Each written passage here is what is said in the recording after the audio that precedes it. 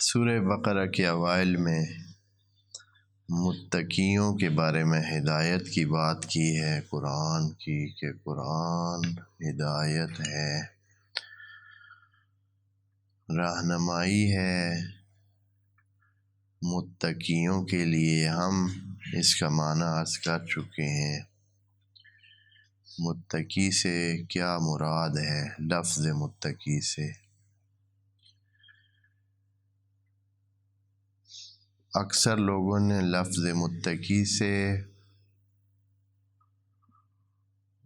حصول تقوی کا معنی لیا ہے کہ جن کو تقوی حاصل ہے، جن کو بچاؤ حاصل ہے، جبکہ متقی کا معنی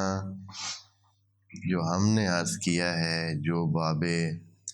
افتعال کا تقاضا ہے، وہ ہے کہ جو تقوی کو یا اس وقا کو، بچنے کو اپناتا ہے، اپنانا چاہتا ہے، یعنی وہ بچنے کی کوشش کرتا ہے، اس میں بچنے کا چاہنا موجود ہے، تو اس کو کہتے ہیں متقی، اس میں فاعل کے طور پر۔ وقا جو بچے، یعنی بچا، واقعہ سے ہے، تو متقی باب افتعال میں جب جاتا ہے تو اس کا معنی بنتا ہے جو بچنے کو اپنے اوپر لاگو کرنا چاہتا ہے، یعنی بچنے کی کوشش کرتا ہے۔ تو متقی یعنی جو بچنے کی، کسی مشکل سے، کسی خرابی سے بچنے کی کوشش کرتا ہے۔ یہ اس کا لغوی احاطہ تھا۔ قرآن نے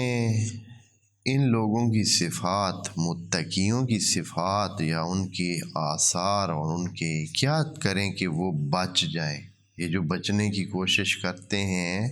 آخرت کی مصیبتوں سے اور اگلی زندگی کی جو خرابیاں ہیں، جو مشکلات ہیں، عذاب ہے، اس سے بچنے کے لیے کیا کرتے ہیں، ان کی تشریح کی تو اس میں الذین یؤمنون بالغیب ایک، پھر یقیمون الصلاۃ ویؤتون الزکوٰۃ، یعنی یقیمون الصلاۃ میں حقوق اللہ کا بیان ہے، ویؤتون بلکہ ویقیمون الصلاۃ اور ومما رزقناہم ینفقون میں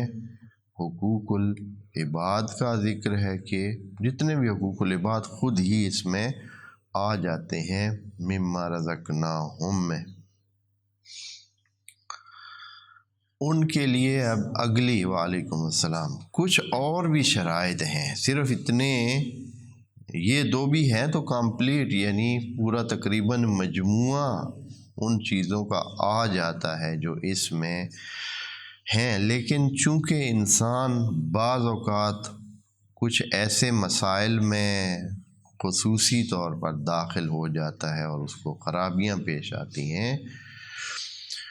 اور ان میں مبتلا ہوتا ہے یا اس کو سمجھ نہیں آتی ہے، تو توجہ دلانے کے لیے کچھ اور باتیں بھی ذکر کر دیتے ہیں جو تاکید ہوتی ہے۔ یہ جو اگلا جملہ ہے تو یہ پچھلے جملے کا حصہ، یعنی شامل ہے پچھلے جملے میں بھی یہ باتیں جو اب اس آیت میں بیان ہو رہی ہیں، لیکن چونکہ یہ لوگوں کی توجہ نہیں ہوتی اور وہ سمجھتے ہیں کہ یہ اس پچھلے جملے کا حصہ نہیں ہے، یا یہ ہے تو اس کو اگنور کرتے ہیں اور توجہ نہیں دیتے، اس لیے اگلے جملے میں بطور مستقل اور علیحدہ اس کو ذکر کیا گیا۔ اور کیا ہے وہ ہے والذین یؤمنون بما انزل الیک، جو ایمان لے آتے ہیں اس پر جو اے نبی آپ کی طرف نازل ہوئے، والذین یؤمنون بما انزل الیک، یہ اس غیب میں سے بھی ہے اور حاضر بھی بنتا ہے، لیکن بما انزل الیک بہت وسیع چیز ہے، صرف یہ کتاب کی بات نہیں، کتاب کی ساری باتیں جو کہ غیب پر مشتمل ہے وہ ہیں۔ والذین، متقیوں کی یہ علامت ہے کہ والذین یؤمنون بما انزل الیک، جو نازل کیا گیا ہے آپ کی طرف، اور وہ جو نازل کیا گیا ہے آپ سے پہلے۔ اور اگلا جملہ آخری بھی ہے وَبِالْآخِرَةِ هُمْ یوقنون، اس کے بارے میں عرض کریں گے۔ پہلے یہ بما انزل علیک نہیں کہا ہے، یہاں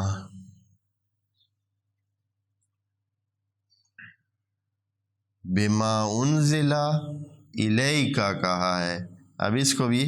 انشاءاللہ یہ جو اہتمام الیک میں موجود ہے وہ بھی عرض کریں گے۔ کیا بات ہے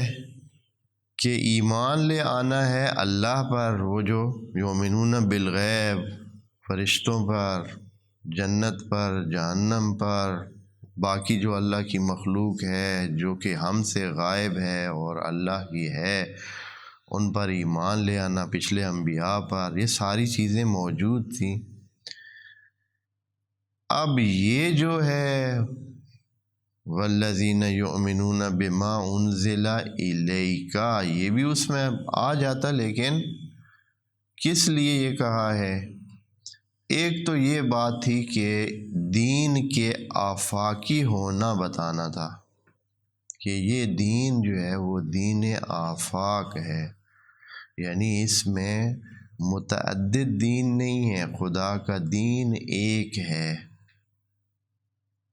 بما انزل الیک وما انزل من قبلک، جو آپ پر آیا ہے، جو پہلوں پر آیا ہے، تو کوئی فرق ان میں نہیں ہے۔ پس ان الدین عند اللہ الاسلام، کہ اللہ کے پاس دین اسلام ہے، پہلے دوسرے تیسرے نبیوں میں دین کے حوالے سے کوئی فرق نہیں ہے۔ اس سے یہ بھی پتہ چلتا ہے کہ امت واحدہ ہے، اللہ کی طرف سے امت کیا ہے؟ امت واحدہ، یعنی تمام انسان ایک امت کی طرح ہیں، اور تمام کے پاس جو دین ہے وہ دین اسلام ہے، اور ہم نے ماننا ہے اسی دین اسلام کو۔